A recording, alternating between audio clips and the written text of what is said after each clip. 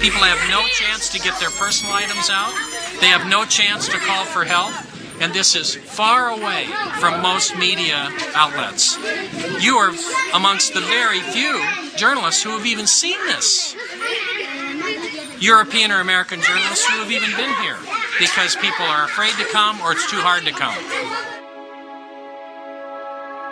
And one of the things we were told in Gaza by a very respected Palestinian psychologist who had just completed a study of 1,000 Palestinian children was that they had discovered that many of these Palestinian children no longer had a will to live, that they were so dehumanized and so affected by seeing their fathers particularly beaten by Israeli defense forces, that the psychological condition is one of the dimensions of the conflict that is not widely understood.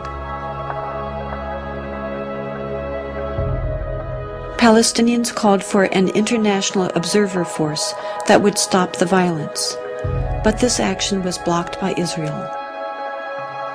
Finally, a group of Palestinian and Israeli human rights activists together created the International Solidarity Movement, which has brought people from around the world of all ages and backgrounds to provide a nonviolent international presence to try to fill this need.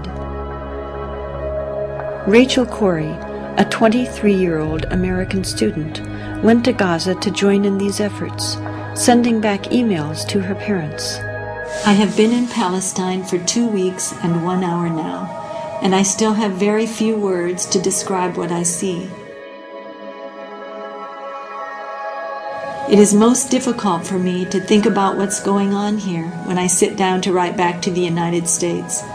Something about the virtual portal into luxury. I don't know if many of the children here have ever existed without tank shell holes in their walls, and the towers of an occupying army surveying them constantly from the near horizons. I think, although I'm not entirely sure, that even the smallest of these children understand that life is not like this everywhere. It was Sunday afternoon in Charlotte, about noon actually, and I received a phone call, and my son-in-law, Kelly, was on the phone, and he asked if Craig was there. And something about the way he asked made me realize, I felt right away that something was wrong. And then I asked, why, Kelly? And he hesitated for a minute, and he said, we've had some very sad news.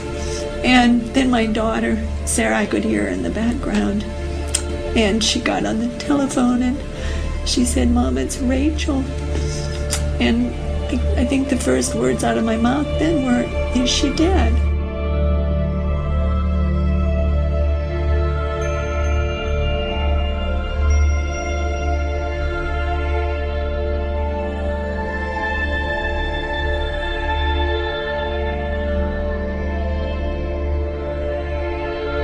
We were opposing the demolition of farmland and other property, Palestinian property, by Israeli destruction forces and bulldozers.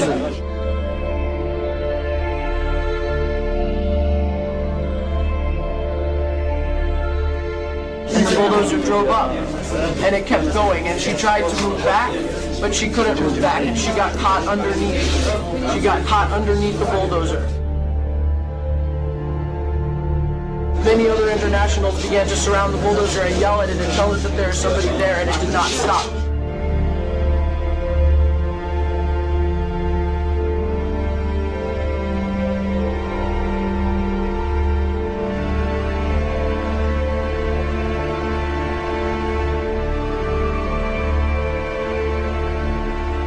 Where Rachel was killed, she was protecting a doctor's home.